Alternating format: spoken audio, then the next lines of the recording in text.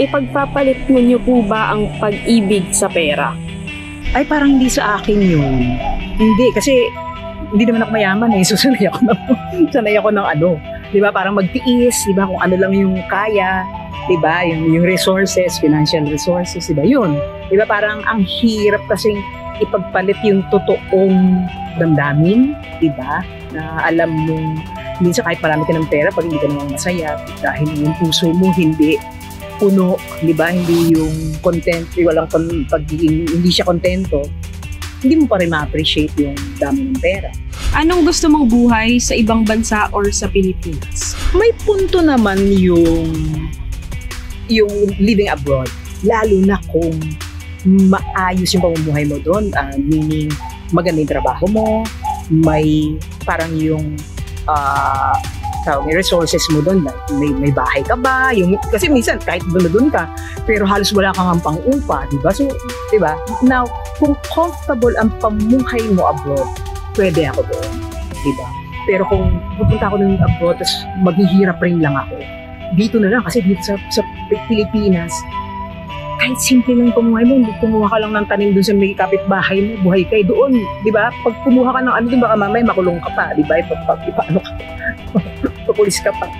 Naniniwala po ba kayo na meron talagang taong itinadhana para sa iyo? Yes. Yes. Kasi marami, di ba? So maraming kwento, magsimula noon pa hanggang ngayon. Lagi mong iisipin na parang, ba't dumadating sa buhay ko tong taong to?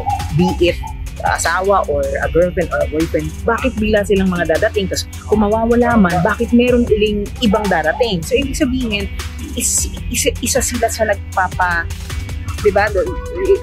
Isa sila sa nagbibigay sa iyo ng tawag nito, ng growth, di ba?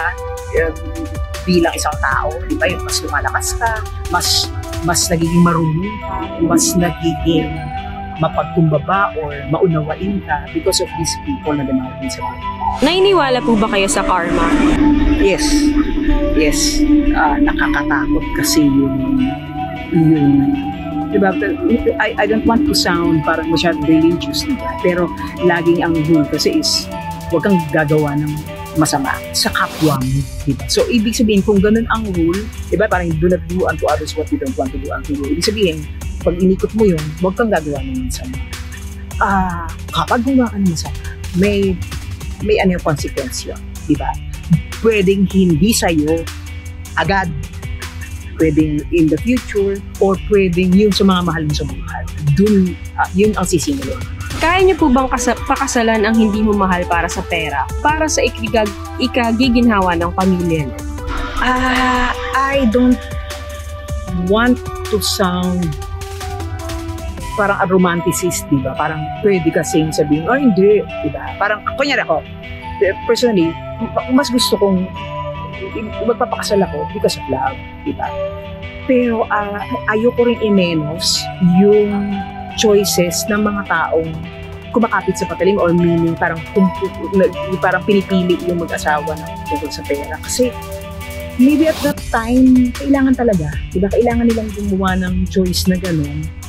So, if ever na dumating ako sa posisyon na gano'n, hindi ko gustong sisihin din yung sarili ko na bakit ito yung ginawa mo? Hindi ba dapat love is yung priority, hindi pera. So, yun. Gusto ko maging bukas ang isip ko na na maaaring mapili ko yun given consequences na wala talaga akong malulusutan. Pero, kung nandoon lahat ng diba, doon tayo sa totoong love, diba?